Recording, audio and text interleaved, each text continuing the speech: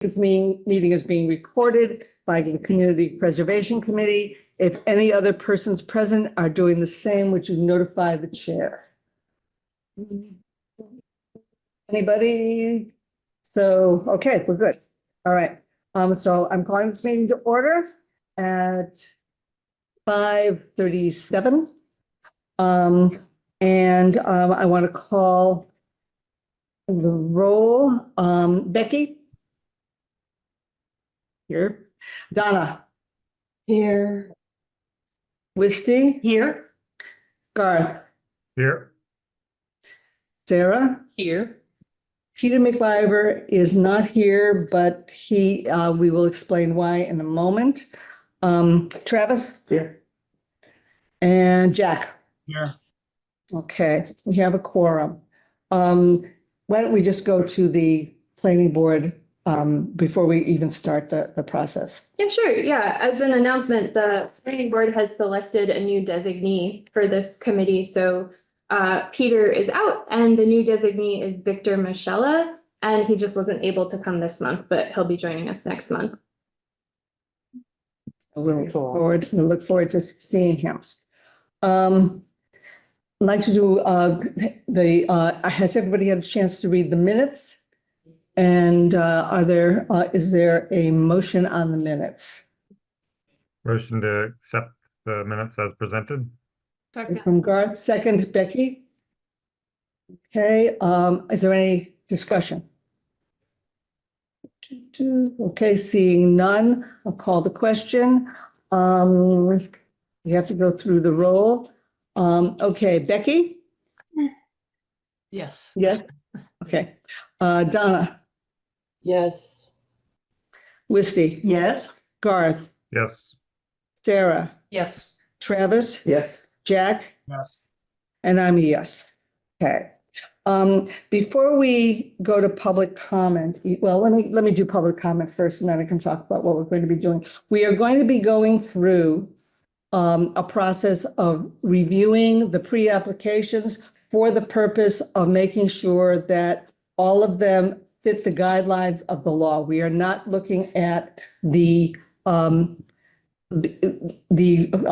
whether we're going to fund them or anything like that. I just want to make sure everyone understands what we're going to be doing.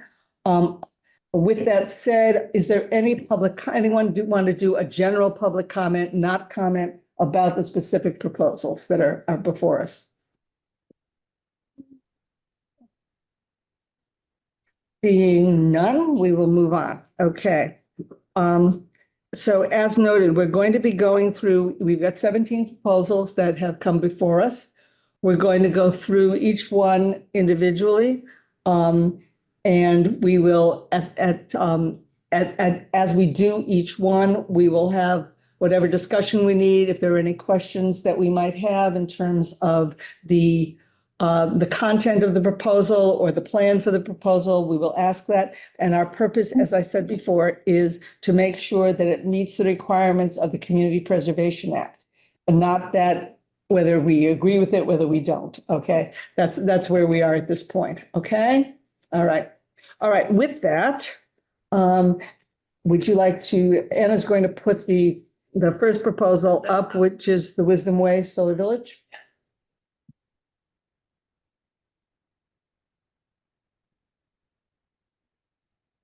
Gonna go through them in a category? Hmm? Are we gonna go through by category? We're going to go through by the numbers in the agenda. Perfect. Can folks see the slides? Yep. Yes. Thank you. Just wanted to situate you guys in the timeline, especially for our applicants. This is pretty early in the process, and those who meet the qualifications after this meeting and are invited to apply, your applications won't be due till November 17th. And then it's a winter-long process, and we would expect funding to start rolling out next summer. And last slide before we get to proposals themselves, the committee wanted to ask folks how they had heard about the CPA on this year's pre-application. So I just gathered the responses. By far, the most common response was that the applicant was themselves a past participant or had heard about it from a past participant, which is probably not surprising. So what did we get? We got 3 open space pre-applications, 4 for historic resources, 6 for recreational land, and 4 for community housing, which looked a lot like the spread from past years as well. So the first proposal was the Wisdom Way Solar Village Reserve Study, and the applicant is the Board of Trustees of the Wisdom Way Solar Village Condominium Trust. Let me just ask to start out with, does anyone have a particular question? I know Lynn Waldron from the Wisdom Way Solar Village is here. Are there any questions about this, either in relation to CPA requirements or in relation to what is written before us? I guess my only question is in the allowable, what's allowable for housing support. That yes, provided the housing asset itself is made affordable by the expenditure. So my question is, how does this make the housing affordable when it would not be affordable without this expenditure? That's a great question. I guess in my 10 years as trustee, it became clear to me that without really good guidance about future expenses, we were not necessarily raising the dues properly. Like we might be frightened and raise them too much, or we might not raise them enough. And it was creating a lot of anxiety in an affordable community because we felt like we were just a rudderless ship. And that the success of our community really, we feel, is good governance for sure, but also really good data about what we should be aiming for. For example, we painted our buildings last year and it cost us $180,000 to do that. That's a lot of money for a community that, our dues are not that high yet, but to amass those kinds of funds in an affordable community is, we already gotten feedback from some of our owners that if the dues go much higher, they're really going to be struggling and looking for additional benefits, that kind of thing. So it just felt like the best way to support this community is to give us good data so that we can really plan realistically what those costs are going to be. So we're looking down the road at new roofs, which involves taking off the solar panels that are part of the association property that's part of the intention of the community. So there's a lot of expense coming up, and without really knowing how to approach that, how much to save, I think there's just a lot of anxiety, and I think a lot of people are feeling like I'm not going to be able to afford to continue to live here. So I think so. Is there anyone online? I can only see Di Kurlona, so Jack, Yeah, go so ahead. I think the issue is that 2 of the units are non-affordable, and for us to be able to fund a project, it has to be 100% of the development under or serving less than 100% of the median income. And so I'm wondering if this is something that we should bring to the CPC team and ask them whether or not we can fund the study based on that affordable restriction. Yeah, I guess in my initial asking around, I didn't see that was a problem.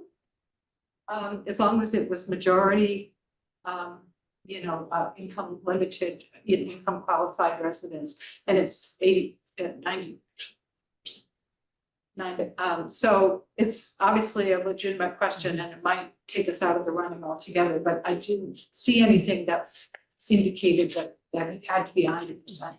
Yeah, the state is pretty responsive, so I think we'll run it by them just in case. But my understanding, Jack, was that we can prorate our support. In other words, if the study was to cost $5,000, the CPC can give them 80% of that or 90% of that, whatever percent of the units. But I actually want to triple check that as well. Okay, thank you.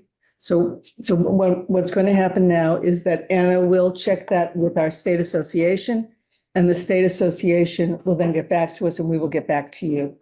Okay, I are make there any, go ahead. a motion that we would deem that eligible contingent the response based on the state? Because we need an official vote, right, for each application?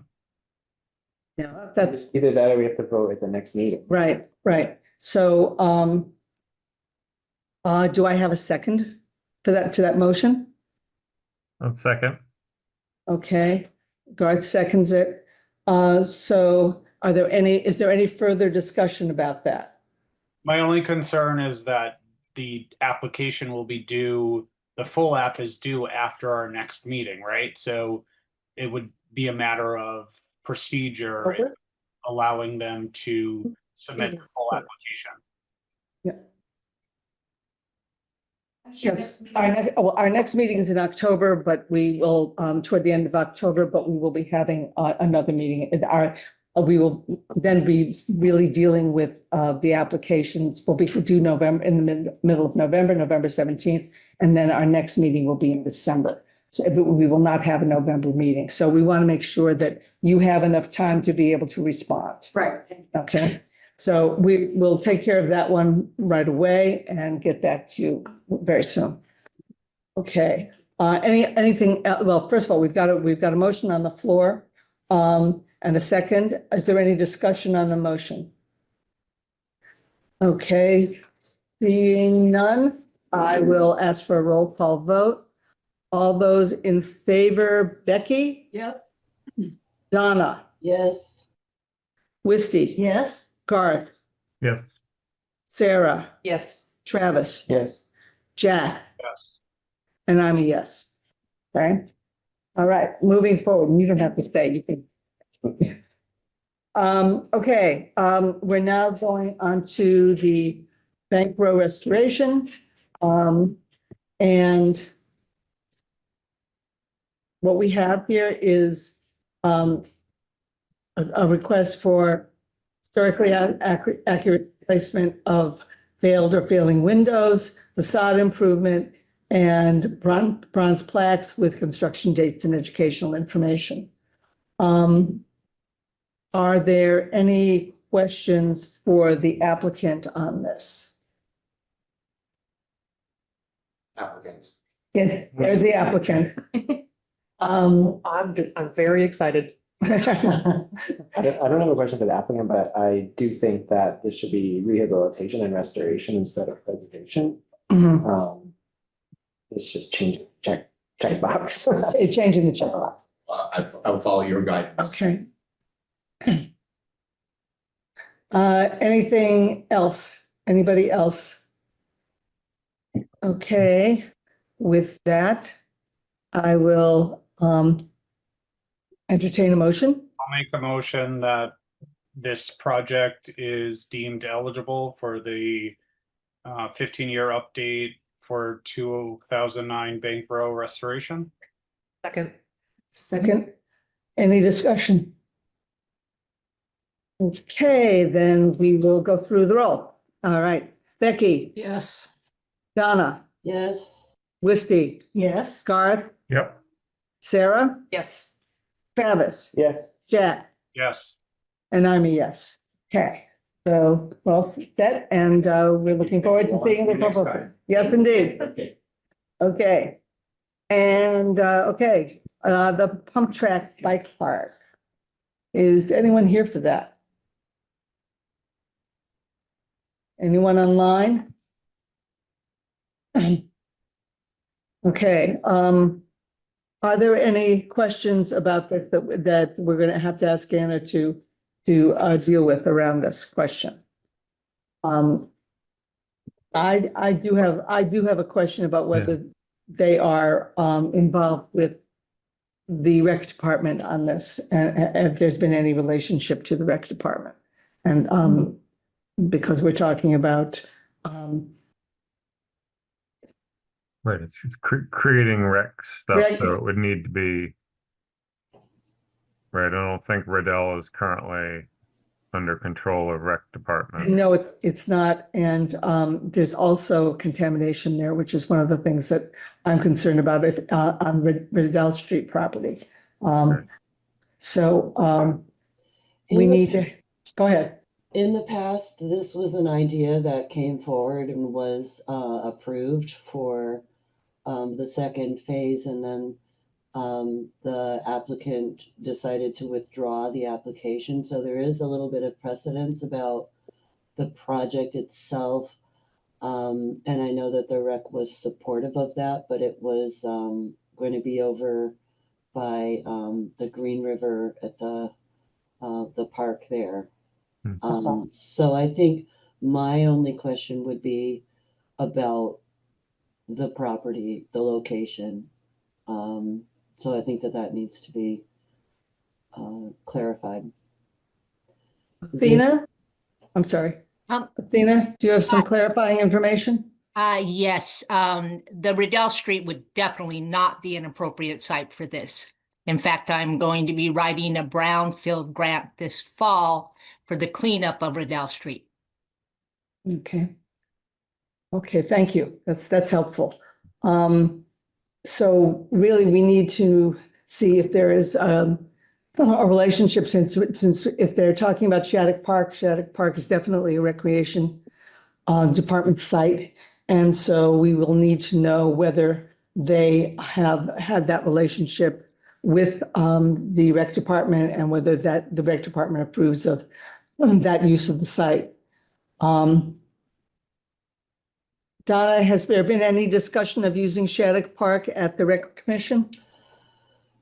Well, unfortunately, I have not been to a recreation meeting because of life circumstances, and they are currently meeting tonight. I Okay. did not see it on their agenda.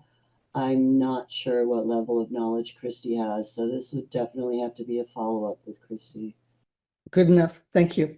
Thank you. So we'll check on that one. Shattuck Park would be eligible though, right? As long as Christie, the recreation department would support it. Yes. Yeah. Yes. Yeah. And the question is how much of the land on Shattuck Park is available for this? And we don't have all that information, so that would have to be part of the proposal. So that there would have to be an agreement on that for sure. Right. Okay. I mean, I guess the motion would be that it would be eligible if it's on Shattuck Park and has the backing of the rec department. Right. I'll second Right. Garth. Okay, so we've got a motion and a second.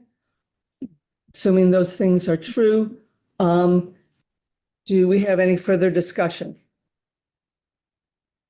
Okay, gonna call the roll.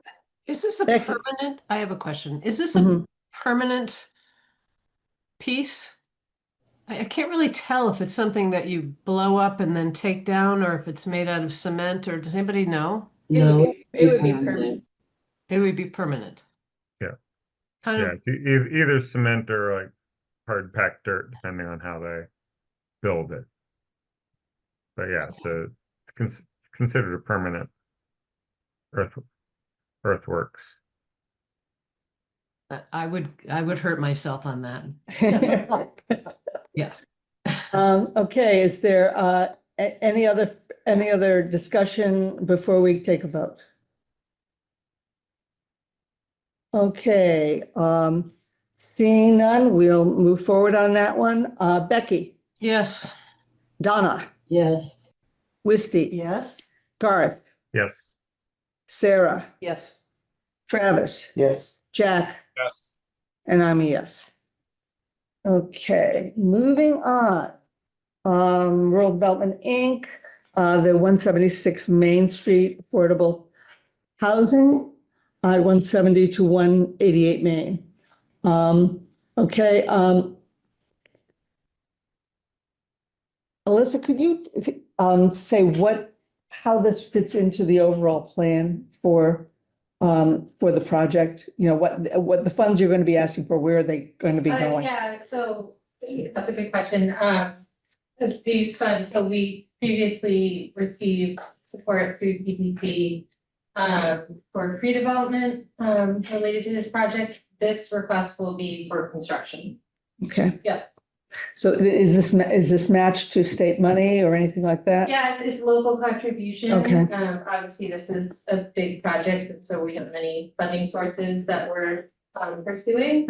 But this would be the main local contribution that we would be looking for to show the state that the city is supportive. Okay, great. Thank you. Any other questions? Actually, if I'm not mistaken, the historical commission was involved briefly in this. I think, because the area was historic, that's the area with copycat printing and all that. Yeah, it's actually outside of the historic district, but we have to, because we're applying for state funding for this project, we have to go through MAPC review, Historic Commission review.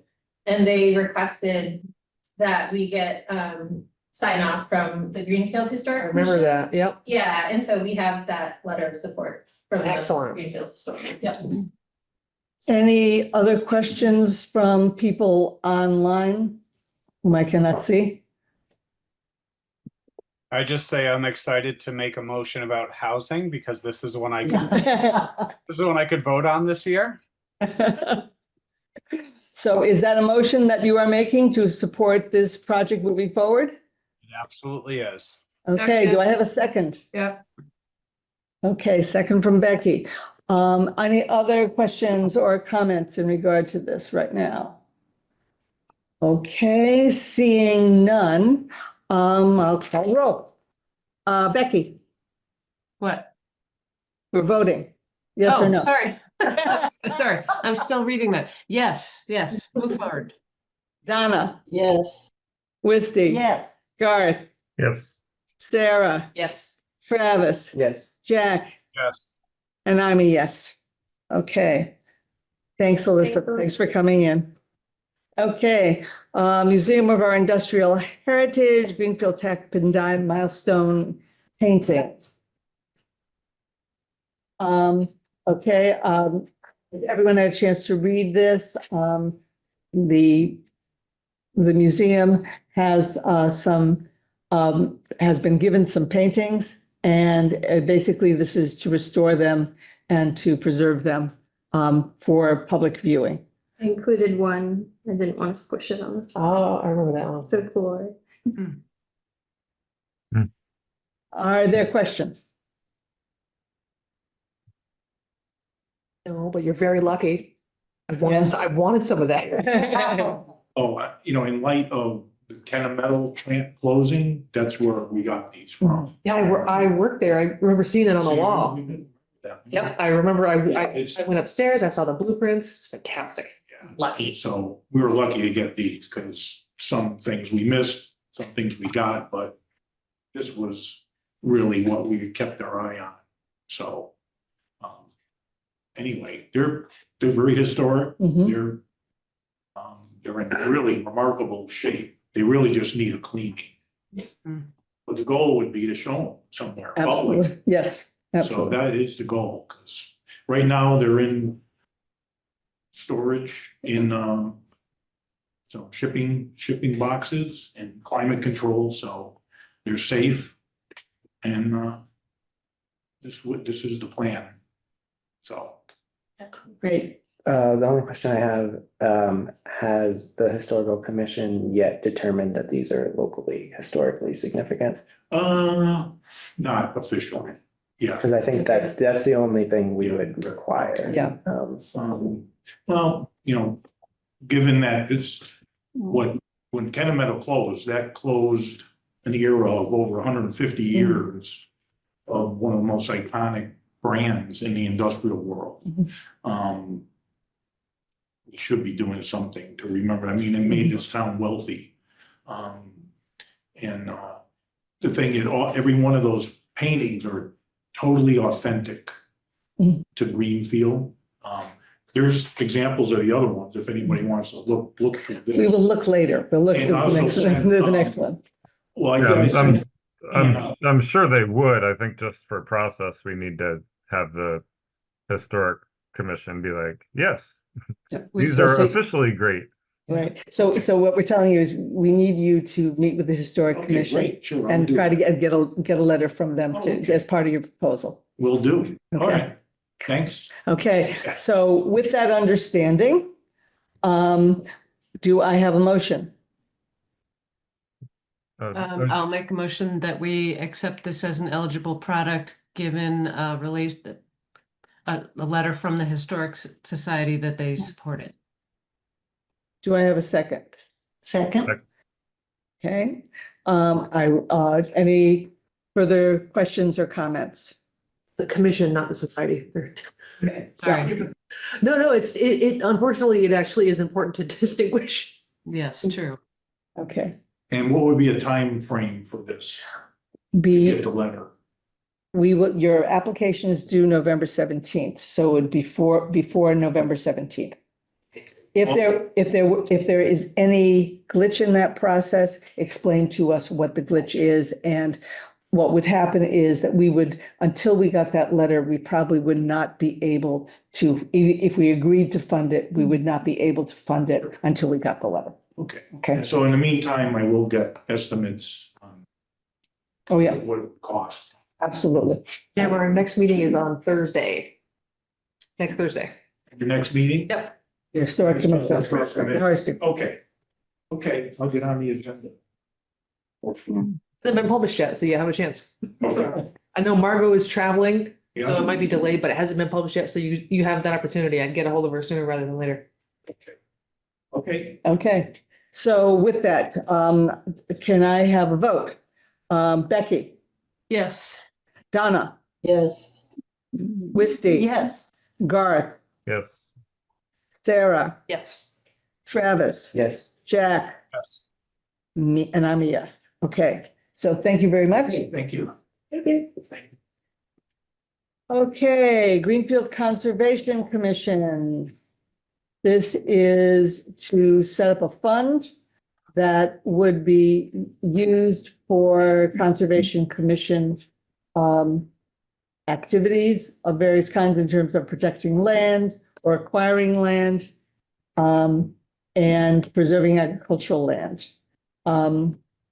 So is there anyone here from the Conservation Commission, either online? I can talk. You can speak to it, okay. Okay, so, And just to clarify, the Conservation Commission already has the conservation fund. okay, This would just be to add money into it. great. The fund is currently at $0. Okay.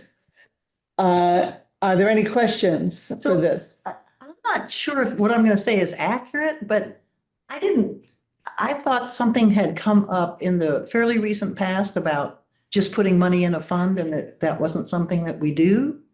That was the housing, which is actually back on the docket for this year. It was gonna be a recurring fund, I believe.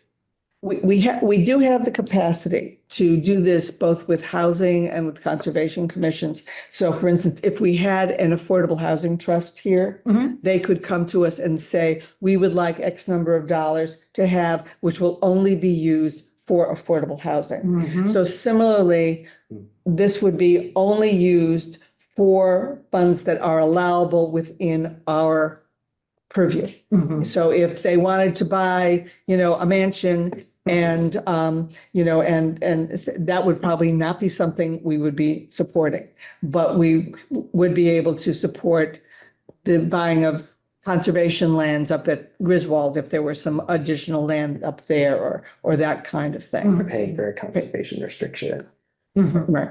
And that link right there is a website or a webpage on the Community Preservation Coalition's website that talks about how you can put money into housing trust and conservation funds. Great, thank you. So, That's what the quote is, yeah. yeah. Just an administrative caveat that I would say is that any projects that are funded out of this get counted as their own project in our CPA reporting to the state. Mm, So we would just want to set up the contract in a way that yeah. the commission reports back to CPA for each discrete project instead of in a lump. But otherwise, it seems totally allowable. Wow. Okay, are there any other comments or questions?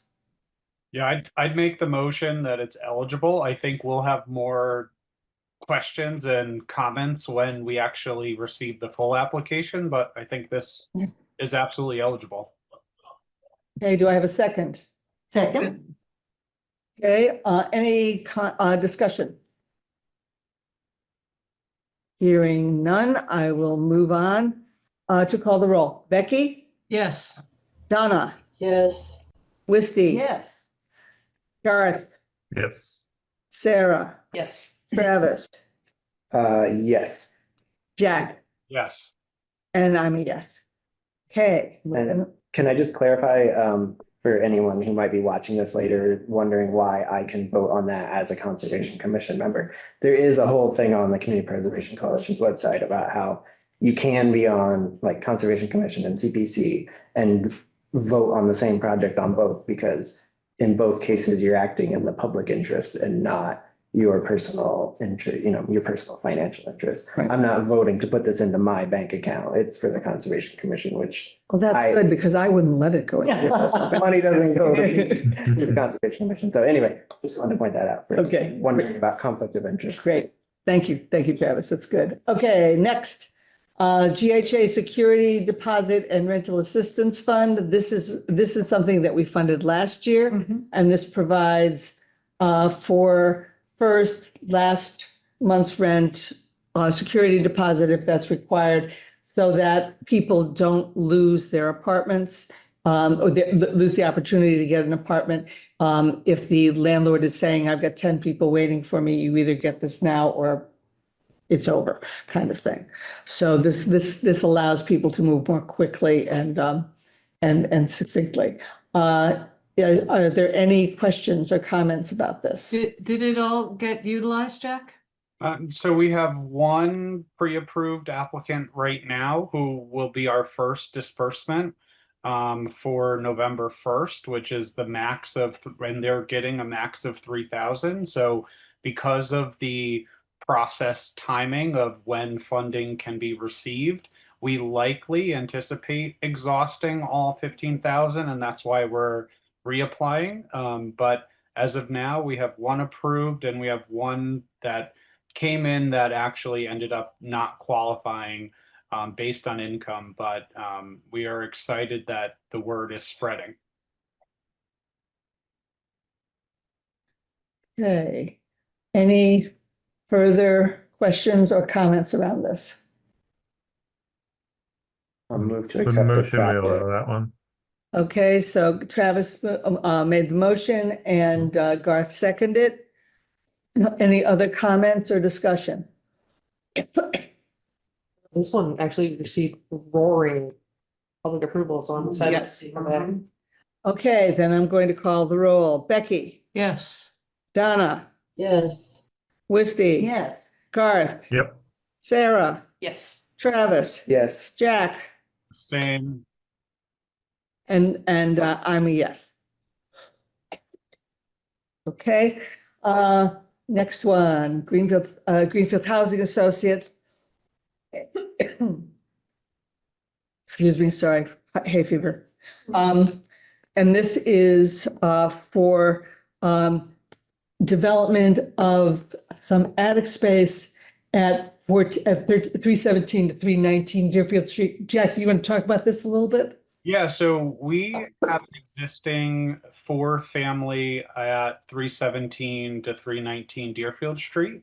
And the housing board just approved us to continue our due diligence. So our hope is that when we come back with the full application, this will actually be under construction to create the 2 additional units. Our goal is to have the AMI at 100% and these be market units, not needing any Section 8 or project-based vouchers. And so this should be able to hit some of the medium income need for Greenfield, and it's in our existing property. So we're excited about where this may go, and I hope the committee deems this eligible. Are there any questions or comments? beyond this. I have a question. Go ahead, Donna.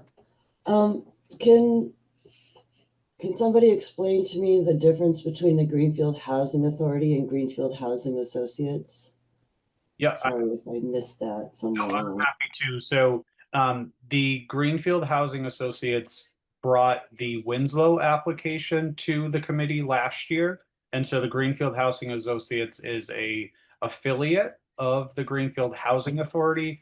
And the reason for that is to help reduce the amount of red tape for procurement purposes, to reduce the cost that the housing authority typically must, the increased cost the housing authority must face when it's going out to bid for projects. And so the affiliate is designed to help reduce cost when we're doing construction, when possible. There are thresholds for that, like for the Winslow, because the award's more than 5 million, we still must go ahead and follow all of the procurement guidelines. I should also say that Greenfield Housing Associates, Inc. is kind of the same thing as RDI for the Regional Housing Authority. So we had just supported RDI's effort at 170 to 186 or 188 Main. This is a similar, in that sense, it's a similar project. And these will be rentals, is that correct? Correct. Any other questions or comments? Okay, seeing none, I look for a motion. I move Motion this- to allow Yeah, this that the Deerfield project to Street go. expansion be accepted. Okay, so there's a motion from Wisty and a second from Garth. Okay, any further questions, comments in regard to that? Seeing none, I will call the roll. Becky? Yes. Sorry. Sorry, if you Sounds weren't so on there eager. online, we wasn't could sure do it whether I on, should- we could do it by vote, by hands. I- Okay, Donna, Yes. Wisty, Yes. Garth, Yes. Sarah, Yes. Travis, Yes. Jack. Same. It's abstain, and I'm a yes. Okay. Franklin Community Cooperative, this is to do historic rehabilitation and restoration for the Greenfields Market in the former Wilsons to restore the building facade. Are there any questions about this that folks would like to have? Any comments? I think the historical commission's already gotten their approval, but if they need a letter, we're more than happy. got one last year. Yes, yeah. I don't know if we need another one, but yeah, We can- we're super Right, excited. This was submitted and then withdrawn the first year, right? Just because Yeah, just because they the weren't far project. enough along in the process. Is there any other? So would you need a second letter? Yeah, it would need to be part of the proposal. So Okay. I mean, we still Word. have the old one. Yeah, or is the building on the Massachusetts State Register of Historic Places? It surely is. If it is, then you don't need a letter. yeah. Yeah, so I think yes. Okay. The, I can tell you in a minute. And there's two, I guess another clarifying thing is that Mhm. there are two different kinds of letters. It could either be a letter of support saying like, we Right. support this project. That's right. Or historic projects need a letter saying this is locally historically significant to Greenfield. Right. So a historic project has to be either on the Massachusetts State Historic, wait, what is it called? Massachusetts State Registry of Historic Places. Places, yeah. Or it must be determined to be locally historically significant by the historic. okay, I mean, my question is if they have already approved that. If they've already done that, then I think include that letter. Yeah, I'm sure I have Okay, it. and if you have a letter of support from the Historic Commission as well, that would be welcome as well. Sure, yeah. Okay. Yeah. Okay, are there any other questions or comments? Okay, then seeing none, I would entertain motion. Yep, I move that we accept the former Wilson's Building facade restoration project. Second. Second, okay. Any other comments or questions? Okay, with that, I will call the roll. Okay, Becky, Yes. Donna, Yes, Wisty, Yes. Garth, Yep. Sarah, Yes. Travis, Yes. Jack, Yes. and I'm a yes. Thank you very much. Thanks. Okay, St. James and Andrew exterior restoration. This one is short one, because I looked it up before the meeting. Yes, yeah. Wait, I can't hear you. We said that you're officially, that we know you're on the official, the registry. Yes, Okay. yes. And also, I'm very new to this, so I'm feeling a little nervous. That's okay. But, That's okay. We're friendly. We're Oh, friendly, really. good. We are. Oh, good. So we're coming to you, not as a religious association by any means, but as a historical building of almost 200 years, landmark in the city. We have met with Margot Jones of the Historical Commission, and she has encouraged us to go this route. We're a nonprofit organization. We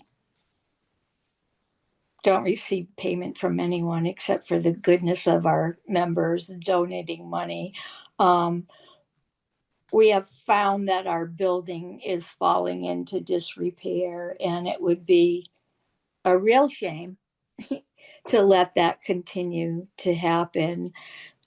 We just don't have the money to take it on ourselves. I don't know if any of you know about our latest disaster, but on March 1st, our roof decided to almost blow off of the building, which is a metal roof with some weight to it. And the bill is something like $450,000 for the repair. That, of course, we've gotten insurance money, church insurance money for, but our buildings are used a lot for office space and neighbors and picnics on our lawn. So it would be great to be able to fix some of this rotting wood and falling stucco, and that's it. Are there any other questions? So that was a great explanation of what you are applying for and why. Are there any other questions about this? Are they, Becky? is the church aware that it would need to have a letter from the historic commission? Becky, which one's Becky? Hi, Becky. Hi. Yes, and Margot Jones, when we met with her, said that she would be more than willing to give us a letter of support. So is that all we would need? Is that? I Do you need the letter? since you are on the registry of Yeah. historic places, you don't need a letter saying that the Historic Commission recognizes you as a historic building. However, a letter of support saying that the Historic Commission thinks this is a good idea is very welcome. Okay. Okay, in terms of other things, if there are letters of support from from the community that uses the building, if there are any of that kind of stuff, once you look at the full application, if you have questions about what things you need to do, you can contact Anna, and she will be able to help, let you know what we mean by the things that we're requesting. Oh, great. I'm going to need a lot of help, Anna. I got you. Okay. Okay, are there any other questions for Di about this? And I guess just one thing I Sure, Garth. recall the church across the street, I think the Methodist church, On Church Street, yes. right? They were hoping to apply a few years ago. Hit the stained glass window. Mm. Right, I think it was deemed ineligible, and I don't know if that's because it was the window or because it's a religious organization or I don't think it was the religious organization. I think it had something to do with what they wanted to do, and I cannot remember that. I'm sorry, Garth, I can't. I thought it had something to do with handicapped accessible bathrooms. Yeah, and that's I what it was. just They wanted, that's right. You're right, Donna. and That's what it I'm not was. sure that we actually rejected it. I think that they withdrew it. That's my recollection. Yeah, but it was because It seemed that was, like they wanted, that was not within the scope of what we can do. And it was, so it was an issue of what they wanted to do as opposed to whether we could support the church or not. right. It wasn't part of restoring historic resource, Correct, I guess. correct. I was gonna point out that there is, like the Community Preservation Coalition has a whole thing talking about the town of Acton, a lawsuit where they funded CPA money to a church, and then the Supreme Judicial Court said that they couldn't do that, and they laid out like a three-point analysis to determine whether you can give money to a religious institution or not. And it's like whether the grants for the purpose of maintaining or aiding a nonprofit or religious organization, whether the effect is to substantially aid a nonprofit or religious, or whether the risks meant to be avoided by the anti-aid amendment are implicated by the grant, specifically blah, blah, blah. And they say on their website that the coalition recommends forwarding them to your municipal council for review and eligibility determination if you get an application from a religious institution. So do you think we should contact our lawyer about I this? think that's what we did. Okay. At that other church. Okay. Or we were going to. Okay, That's what the coalition recommends, just because there's like that court case, like okay, raised the bar for what's allowed. Okay. Apparently. This is, I just want to point out one thing, that this is exterior only building. Yeah. Yeah. no. Okay, so can I have a motion with the stipulation that we send this off to Gordon and that he says it's okay? I moved that, what you just said, that this is allowable if given the go ahead by legal counsel. Yep, that's it. Yeah. Okay, do I have a second? Second. Okay, so what we're going to do, Di, is we will send off your description to the city's lawyer, and we will get back a determination from him. I think this is probably going to be fine, but we need to have that so that we're not in a situation where someone accuses us of supporting a religious institution. Yeah, of course, yes. Okay, so we will take care of that. We'll get back to you as fast as we can. Okay. In the meantime, think about what it is you need to do for the application for November 17th. And just don't write anything until we let you know that it's okay. Okay. All right. So with that stipulation, we have a second. Do we have any discussion? Okay, then I am going to ask for a vote. Becky, Yes. Donna, yes. Wisty. Yes. Garth, Yes. Sarah, Yes. Travis, Yes. Jack, Yes. and I'm a yes. Yeah. So I just have one question. Sure. So what do I tell my Reverend Heather? Like, we're almost eligible, or like we're not until you get the answer from the lawyer? We're not eligible. Right. Yeah. You can tell your Reverend that we have to check with the town lawyer to Okay. make sure that you are eligible. We believe that that's true, that you are, but we want to make sure, we want to cross all the Ts, dot all the Is. and we will get back to you as quickly as we can. Meanwhile, you should just look at the application and think about what you want to say, and we will get back to you as quickly as we can. We don't want you to be disadvantaged if, for an application to go in November. Sure. Okay, thank you very much, everyone. Thank you. Okay. City of Greenfield. Planning and Community Development.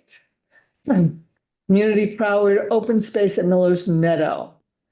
Okay, and I know Nancy's here around that as well. Is there anyone else from the city here as well? Yes, I can speak on this application. I Okay. wrote it with our MVP team, including Nancy and Dorothea, and also the Conservation Commission. Great, thank you, Athena. Okay, are there questions for either Athena or Nancy on this? I have a question in general, which is, this is under open space creation, and I'm kind of struggling to see how this is a creation of open space when it feels like it already is open space. I can respond to that. Go ahead. Here's where I wear both hats in the public interest. At the Conservation Commission meeting, when they talked about this, I did point out that I believe this would be in open space rehabilitation and recreation, which I did not think would be eligible. Or if it is an open space rehabilitation, it's not eligible unless the property was purchased with CPA funds or preserved CPA funds, and it wasn't. So personally, I believe this is ineligible because I believe it's open space rehabilitation, but at the Conservation Commission meeting, I said, it's not for me to decide that, it's for the CPC to decide, so we decided to send it to the CPC anyway. Okay. I'd love to speak to that if I could. Sure, absolutely. Go ahead. Thank you. So we are creating more passive recreation.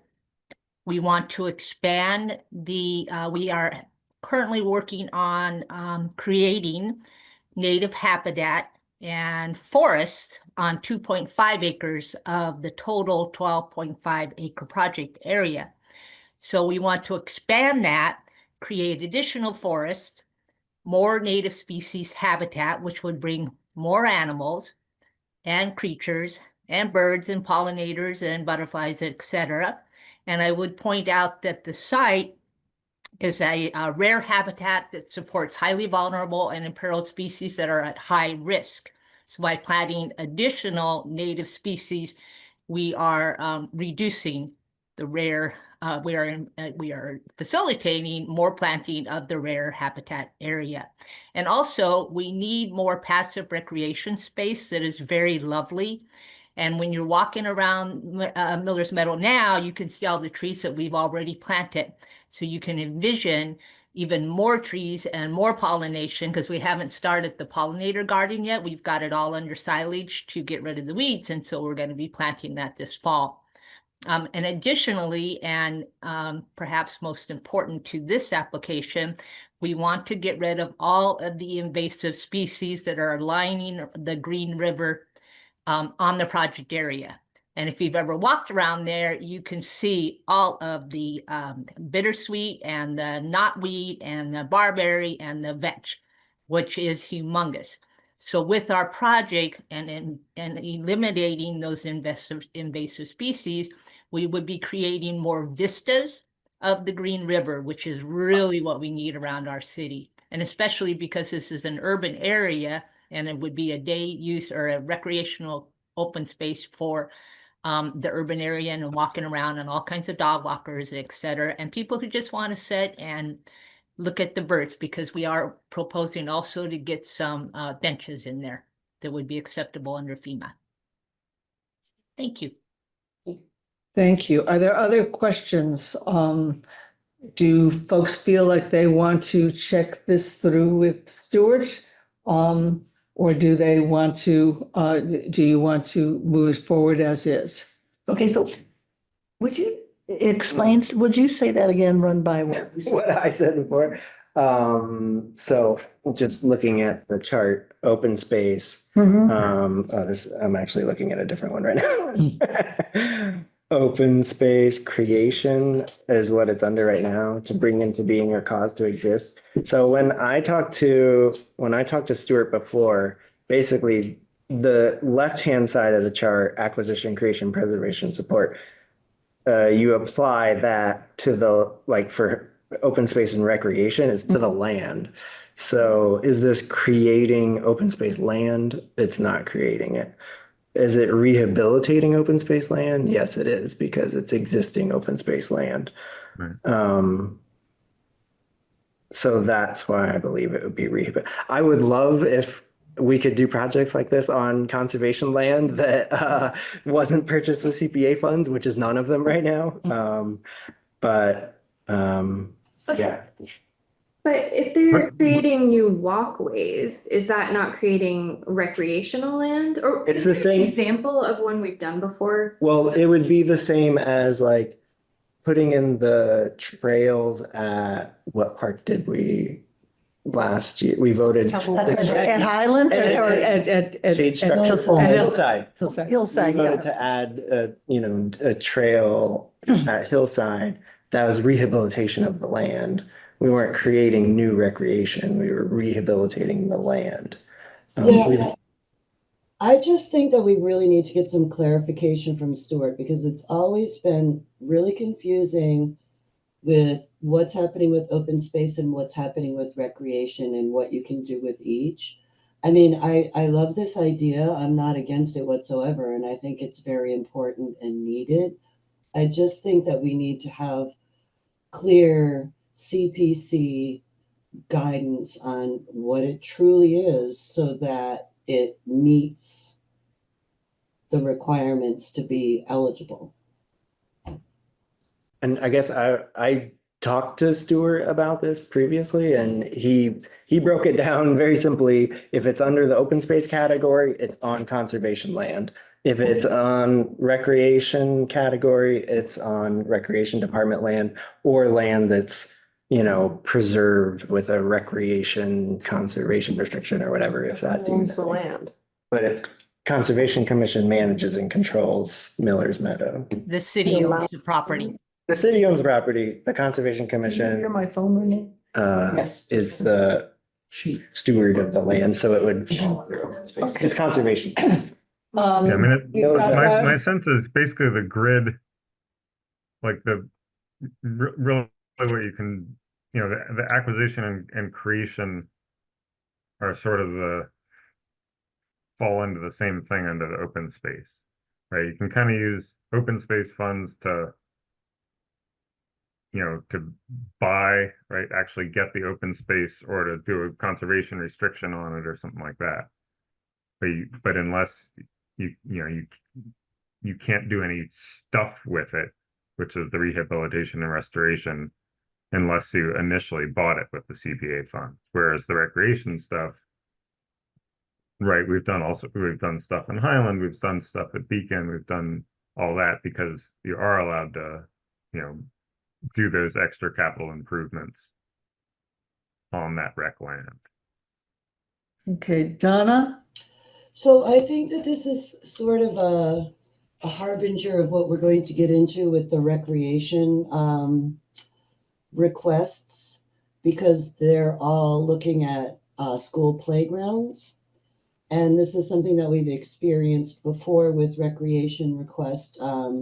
When we did the ADA track at the high school, Right. there will have to be some sort of, first of all, if it's not eligible as conservation and open space, and it does shift to the recreation piece, then there are going to have to be some agreements made regarding how it's designated for recreation in order for it to be eligible.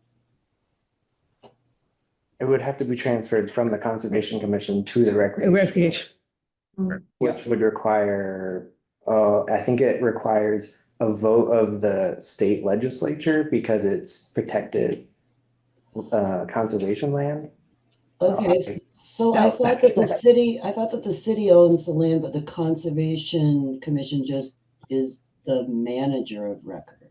That's how all conservation land is in Greenfield. Okay. It's the same as other conservation land. Okay, So can I just ask, Travis, sure, go ahead, Jeff. Yeah.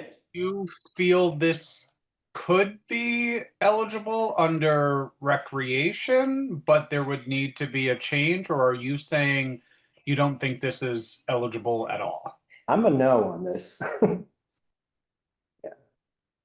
I mean, the only way it could be eligible is a number of steps that I think are nearly impossible to achieve, to transfer it to another. I don't think the Conservation Commission would vote to get rid of conservation land and turn it into, well, actually, I don't even know if it can because it was bought with FEMA money that provides stipulations. Right, it had making to it remain as conservation. conservation, like they didn't say like, oh, you can make this into a playground.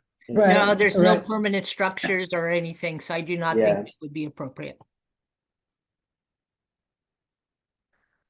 Okay, Harry, did you? oh, Does Massachusetts general law define open space? Or is it just vacant? There's nothing there, or is there an actual definition of what open space? what is the CPC definition? It's the CPC, yeah, Tell you what. Okay. law says. It's a valid question.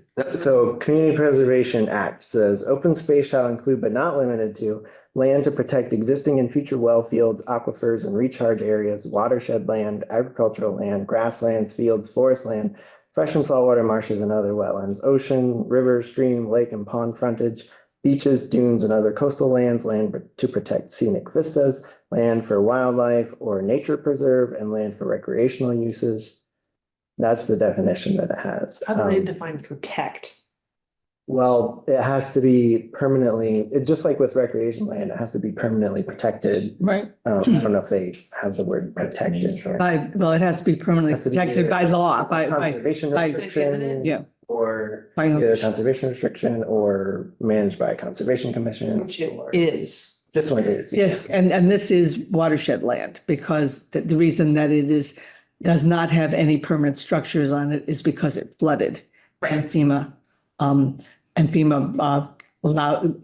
gave money to the city to buy for it to stay as land without structures on it. Right, and so the caveat is whether we're creating that open space. Right, right, Jack? I just had one other question. So it saddens me that we can't necessarily, without some more information from Stuart, how else does conservation land receive money, Athena, is my question. Like, do you guys have other pools of money you can apply to? Well, the Mass Wildlife Fund just opened up, but it's extremely competitive. I mean, we'll apply similar to basically for the same proposal because it allows all of that. But other than because there's no federal money coming through the pike, and so that would be pretty much it. And I can also add that if the Conservation Commission acquires land with CPA money, then CPA money can be used for this type of project on that land. It's just none of the Which is current. why you're applying to make a fast acting conservation fund. Sure.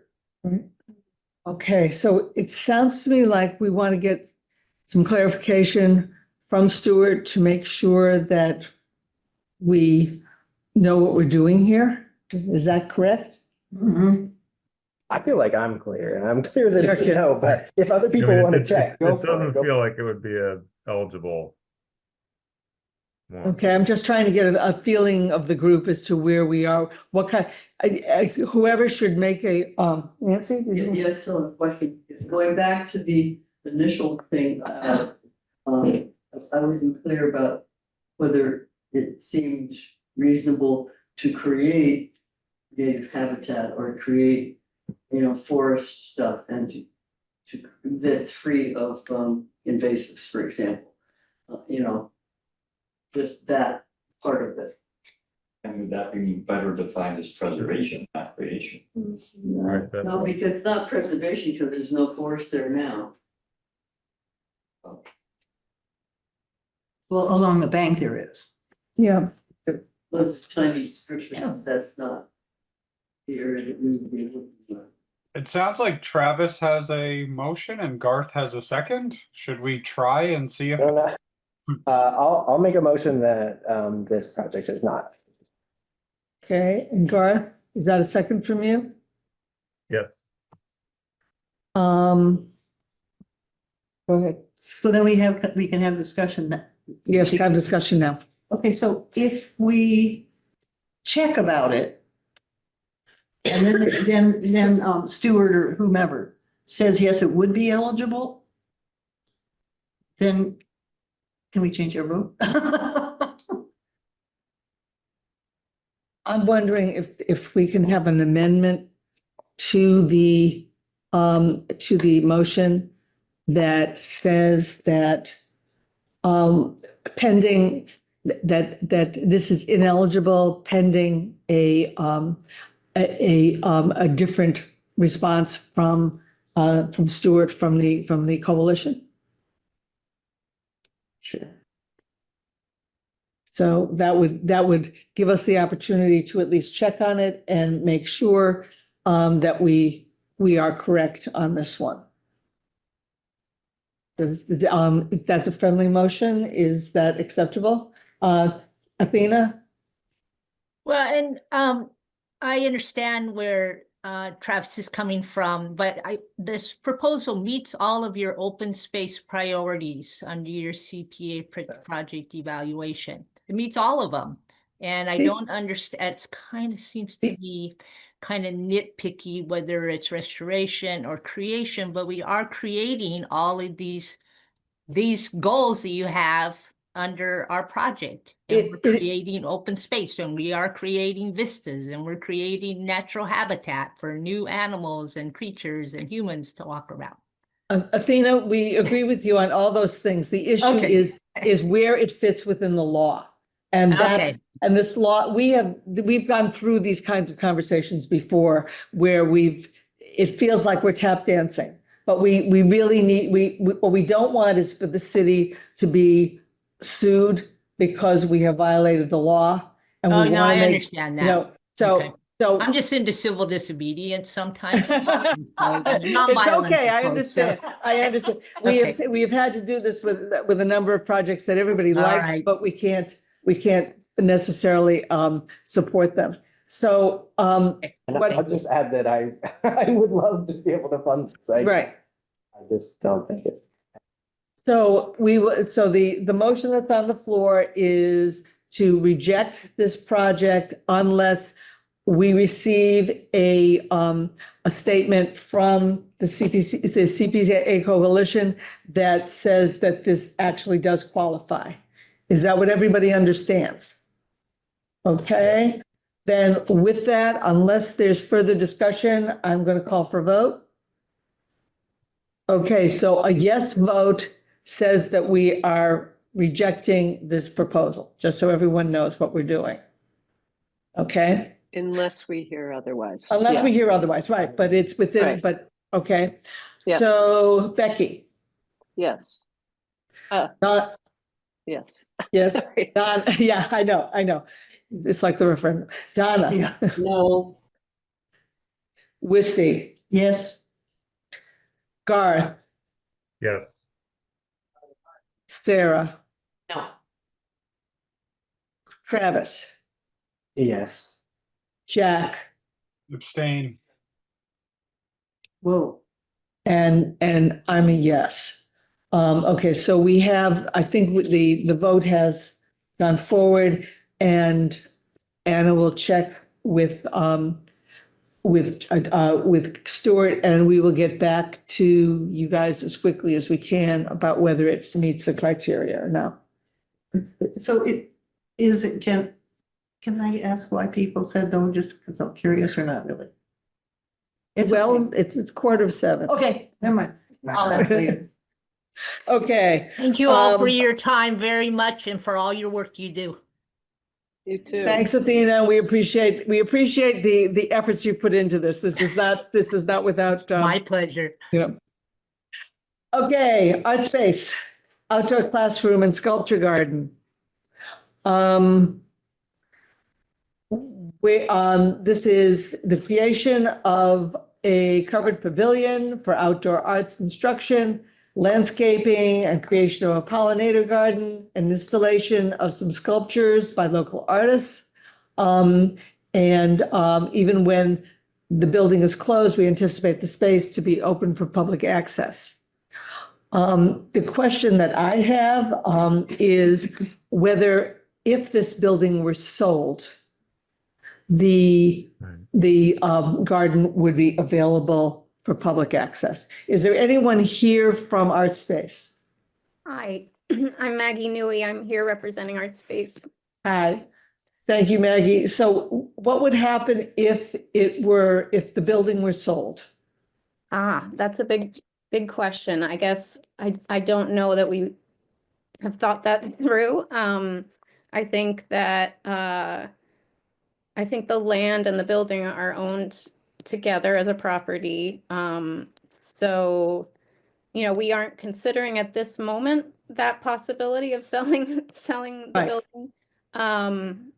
I guess it would become the new owner's responsibility to make that decision. So I don't know if that. I will say we're very new to this process as well, and we very much kind of wanted to enter into it to learn. So we recognize that it's a discussion to figure out if this fits your needs. Thanks. I appreciate that. The issue is that we need to have public access for this, Well, for a it project needs to to be go forward. permanently, right, if it's a recreation thing, it needs to be permanently preserved as a recreation Correct. thing. Is it currently privately owned by ArtSpace? Correct, yeah. The building is owned by ArtSpace. Yeah, the building and the surrounding land and parking lot. So the question would be, would there be a way within the structure of what you are planning to do to essentially deed this as public access, regardless of what happens to the property? Okay, is that something we could investigate and talk with the city and kind of take some next steps before perhaps a full application? Certainly. I mean, that's why we're asking about this, Yeah. is that unless that public access piece is a part of this, we can't fund it. And Okay. and this is something Anna and I talked about briefly this week. So it's one of those, we love the project, but we're limited in what we can do. So if you can look at that issue, it may be that it's not this year, it's next year. If it takes a long time to deal with this legally, or so we, at this point, I don't think we can fund you unless we know that public access piece is there. Okay, that makes sense. Yeah, I think it sounds like we're more at an exploratory place where we need to do some of that legwork still. Great.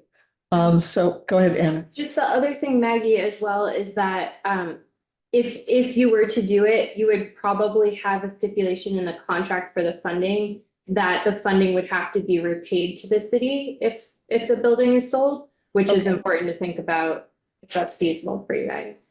Okay. Also, thank you for bringing exploratory things. It's actually really helpful Yes. for all of us to talk through them. So. Okay, great. Yeah. So I don't know, is there a motion here on the floor? Well, I guess I would just also add that I don't think it's eligible because it's not on protected. It's not protected land. Right? Yeah, they're just just for everyone's knowledge here, there's a webpage on the Community Preservation Coalition's website titled CPA is all about the land, protections and requirements for the outdoor recreation category. It breaks down like what is allowed for outdoor recreation land, what's conservation land, who can own it, blah, blah, blah. And there's are they a nonprofit? Yes. Okay. Yes. There's a section. What if a nonprofit is seeking CPA recreation funding for land that they own? Providing CPA funding for nonprofit organizations can be beneficial for the community, but can be difficult to reach the above level of protection, which is under the control of parks, protected as land in the deed, Article 97 protection, conservation restriction, etc.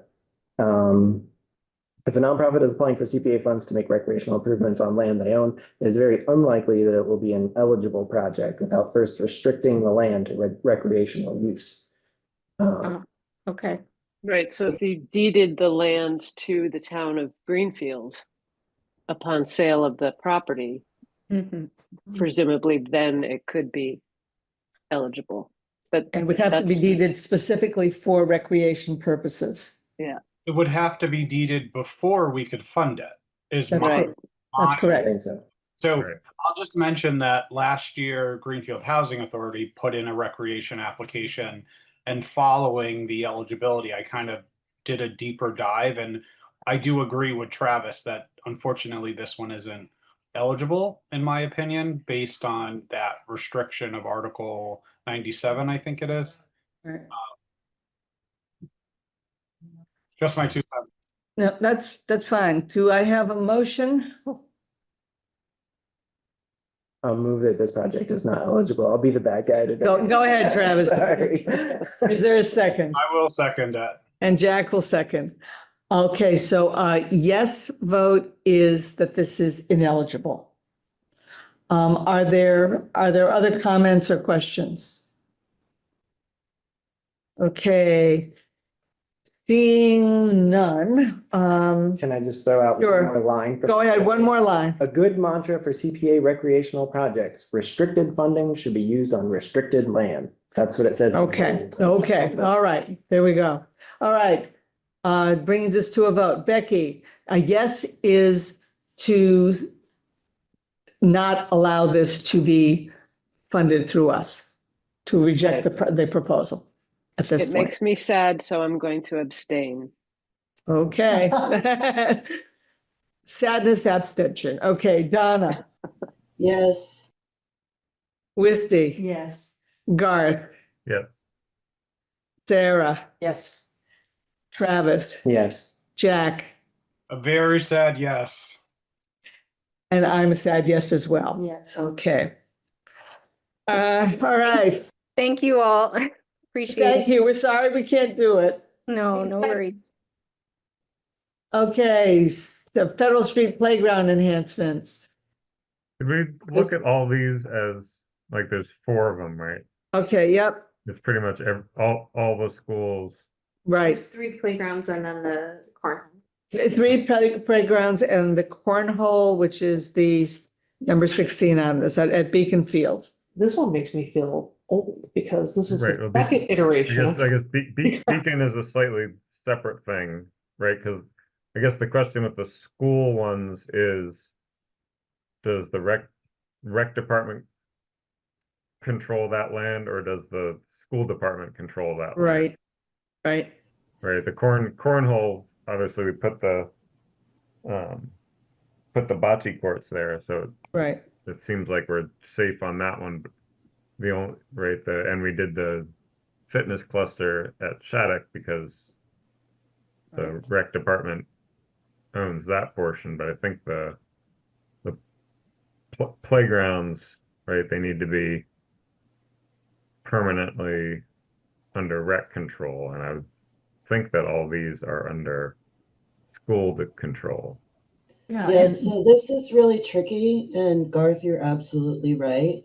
It's a weird sort of a thing because they are under school control, and yet the rec department is responsible for maintaining, upgrading, checking for safety on all of these playgrounds. So Hmm. when a swing set is, unsafe, it gets put onto the rec department to fix it. So, and I mean, I've been on the rec commission for years and I still don't understand how or why that is. Yeah.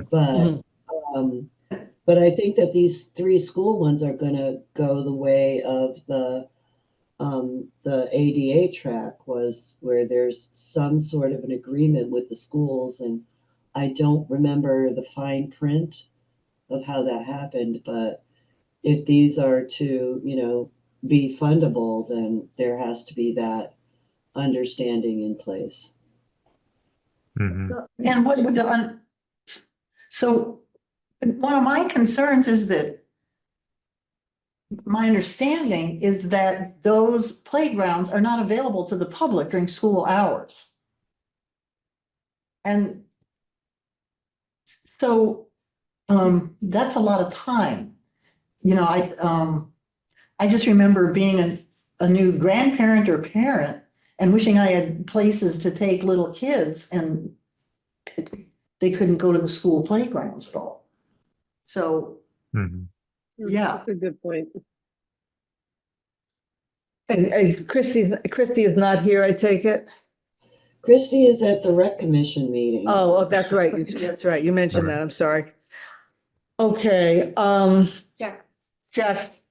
I just feel like we vote on this one, yes, contingent the disapproval from Stuart or someone, because to me it logically sounds like with an agreement these do qualify, but I don't think I'm comfortable without hearing back, because you did fund those ADA, right? Right, right. So it must be eligible. We just need to make sure the right language is used. I think that's correct. I think we need to ensure that there is an agreement that this will be considered recreation responsibility. I don't know what the wording is, but there needs to be something that Right. makes this recreation compliant or however that wording is, so we could do something where we say, providing that there is an agreement similar to that of the ADA work that we did at the high school, that we would move this forward. But isn't the track, the ADA track stuff at the high school, isn't that available to people during the day to walk on, or no? Not Because during I think- school time. I think you're right, Wisty. I think, or I share that view that that's closing off a fair amount of recreational to all.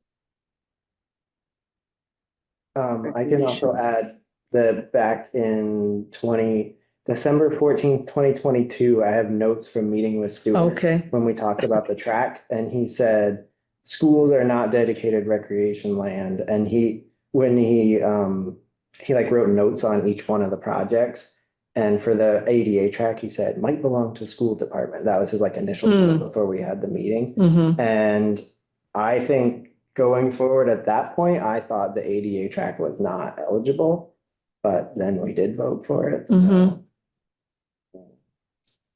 And if you Yeah. look on that, I'm sending this link to Anna so she can send out to everyone, but that same website about what counts as outdoor recreation, it says that outdoor recreation has to be on land that does not have buildings. It says all the examples, blah, blah, blah, there are no building structures or incompatible uses on the property. And it even has said like, what about open areas outside municipal buildings? Like around town hall or the library, blah, blah, blah. And it said these do not qualify for CPA funding. Look back at the definitions, it does not have buildings or structures, blah, blah, blah. So Yeah. I think it's not eligible. I mean, I hate to be that guy again, Mhm. you know. Donna? It's your job tonight. Yeah, I think that, I know. just to add further confusion, we have some, like the cornhole boards or the chess tables, like the citywide enhancements that we funded a couple of years ago are not necessarily on strictly recreation land. So it's I'm not making I'm just noting that. I don't really have an answer. I just I have think more that- questions. That might be something we want to look into because I'm pretty sure the language was that it would only be put on recreation land. Yes, yes. So if it's not, then we might need to get that put on recreation land or get our money back. Well, I know that there are cornhole boards at the Green River Park, and that is definitely recreation land. Right. Right. But I thought that we had, and maybe they were just purchased by the Recreation Department without CPC funding. Oh, yeah. But there was like a chessboard by Mesa Verde. But that's That was that little not part. CPC. That was a different, Yeah. that one was a different grant. Okay. And Beacon Okay. Field is controlled by recreation, right? Right, Yes. right. Let's leave the Beacon Field one and just deal with the recreation department, school things as we can treat them as a group because they're all basically the same kind of project. So if I could have a motion, I don't know what the motion would say. Gosh. Yeah, I find it hard that we've approved this before and just making it clear that we're not voting today to fund it. We're Right. voting about whether or not it's recreation. So we might all not feel like funding a school that would only allow for 12 hours a day of use or less isn't valuable use of CPA funds, but I'm just wondering how we deemed it eligible before, and do we need to look into that we shouldn't have? And so this is a real complicated motion, but I'll second you, Travis, if you want to vote it as not, but it's a hard one. part of the track stuff was ADA. That was part of the reason that we wanted to do it. And I wonder if that was a big piece. The Mhm. ADA, It was ADA accessibility. yeah. That was a big part of that. It was not for the recreation aspects of the track. It was to allow there to be ADA accessibility to the track. But that's not in the CPA regulations anywhere that I see. Right. I'm just trying to remember what our logic was in terms of doing that. Well, And it was I a great think it- idea, but we I hadn't mean, I think Donna was figured out. correct. It was like Christie came and was like, yes, we don't own that land, but we're responsible for those recreation. Mhm. Like the rec department is responsible for those recreation things. So- And so we said, okay, that then it's recreation if it's, it's a permanent you could- installation. Right, the recreation stuff is still controlled by the rec department, even if the base land is, in theory owned by the school department. It's all really just owned Isn't by the this- town, right? Right. Isn't that sort of like the Miller's Meadow, where it's owned by the town but controlled by the Conservation Commission? I mean, so there's that. I think this should be addressed through. Right. Well, Whoever- the thing is with the Miller's Meadow, we can't, like, we can do enhancements to recreation things. We can't do enhancements for the open space ones unless we have like initially purchased it with CPA funds. I see. But recreation does not have that restriction. Right. So, Okay. so it seems to me part of it has to do with, city policy or something to make the rec department responsible for maintaining the playgrounds. Well, one of the offshoots, I think, of putting those playgrounds in schools is then they aren't put on other places that are open to the public all the time, like Beacon Field or something. Because the money is taken and is put into the schools.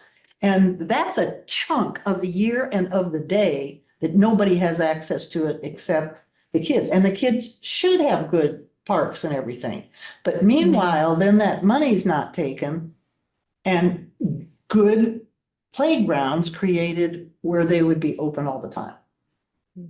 So it seems like it's a city issue, but Right, but I, that's not whether it's eligible or not, that's whether you like it. So I know, yeah. if I could also add from this all-knowing webpage that I'm looking at, it has tests for if these are met, or if one of these are met, then you probably have protected recreation land.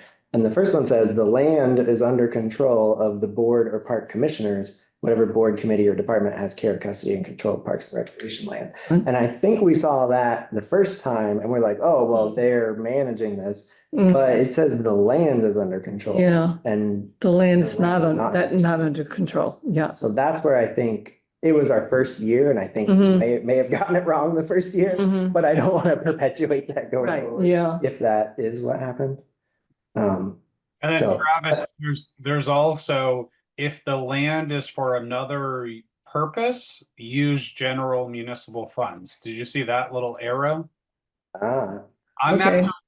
I'm now, as I read more, thinking that I agree that this is not eligible because it serves a purpose other than only for recreational use.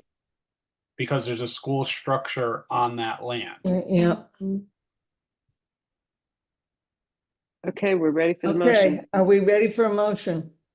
I'll motion that the 3 school, were they all playground? Playground 3 enhancements. school playground enhancement projects are not eligible.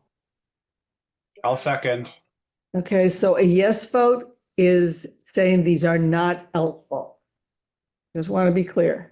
Okay, any other discussion, comments, questions?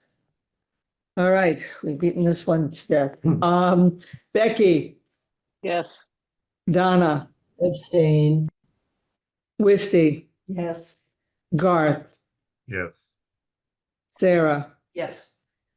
Travis, Yes. Jack, Yes. and I'm a yes. Okay, so these are not included. Okay, now the cornhole, which is on recreation land. We know I would that. motion that we allow this one to go forward. I'll second that. Is there any discussion? Okay. I just I'm want going to to know call- how often Garth has actually gone and played bocce ball. That's what I want to know. Actually, I know of a young Four times person who so lives far. right nearby who plays bocce there all the time. Great. I've never seen it. I believe you. I've never seen it. Okay, no. All right. I'm going to pull for a vote. Becky, Yes. Donna, Yes. Wisty. Yes. Garth, Yes. Sarah, Yes. Travis, Yes. Jack, Yes. and I'm a yes. Okay, we got one more. One more. And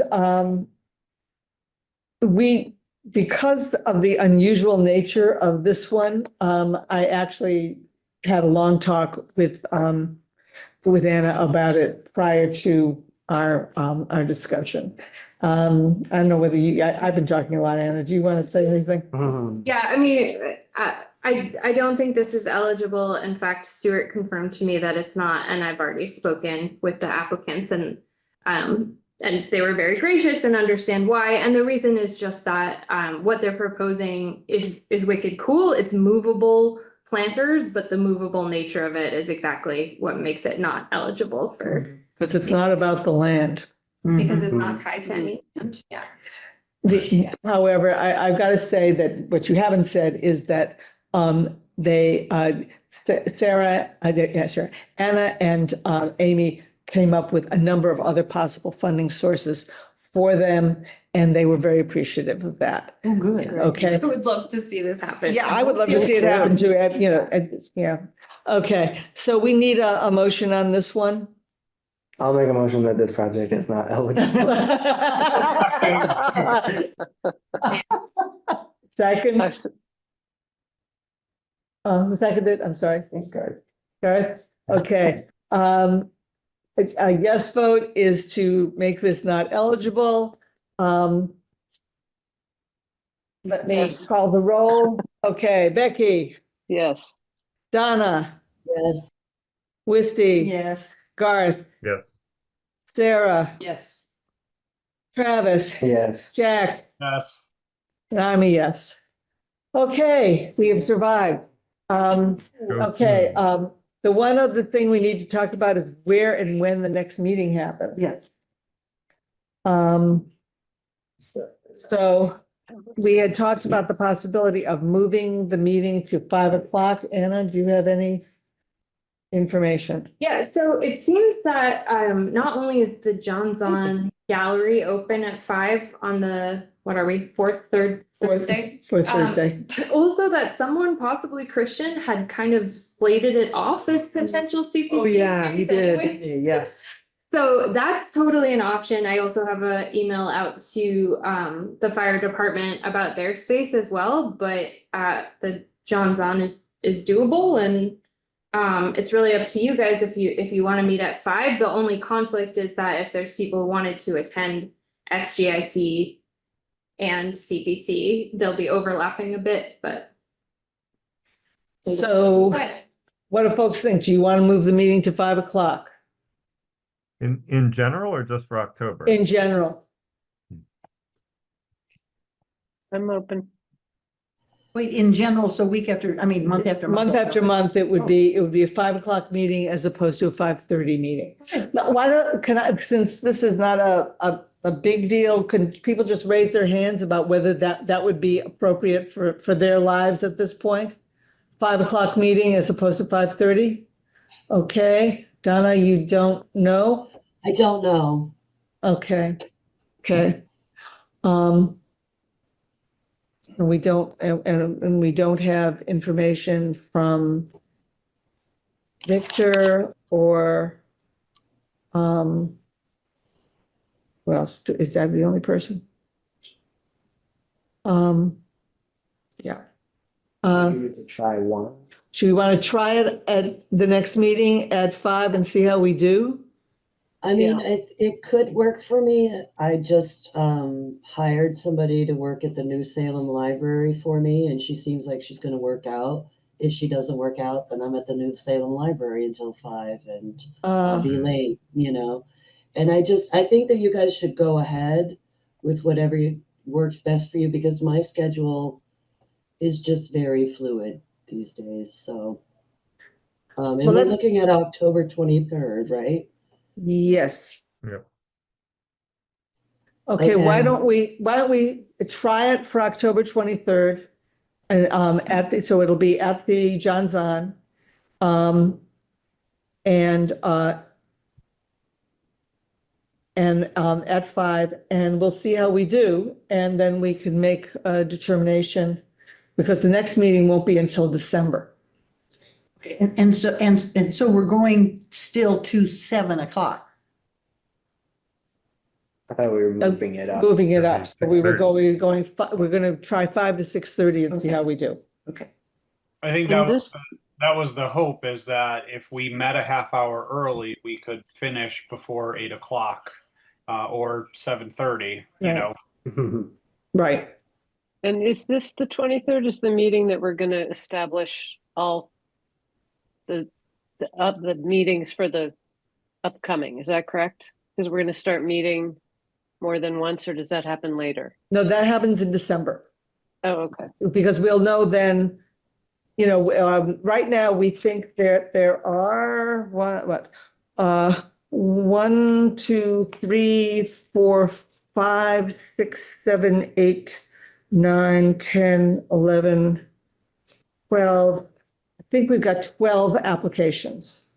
There are a couple of maybes, so so we'll have a better idea. We'll have the full applications and we'll know then how many weeks that we really need to have double, how many we need to have double on that.